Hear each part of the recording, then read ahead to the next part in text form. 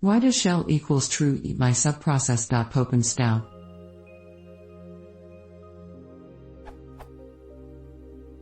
It seems that using shell equals true in the first process of a chain somehow drops the stdout from downstream tasks.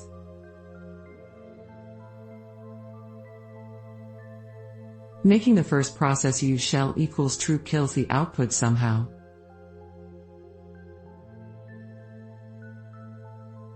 Shell equals true on the second process doesn't seem to matter. Is this expected behavior?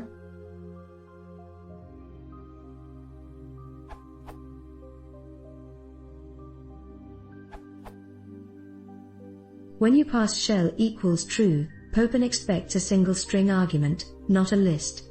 So when you do this, what happens is this. That is, it calls shc echo, and hello is effectively ignored. Technically it becomes a positional argument to the shell.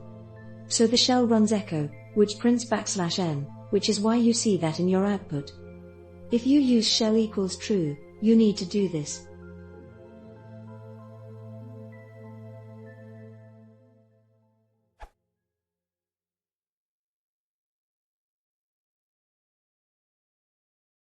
이 우선 두 싱글에 폐하체 감시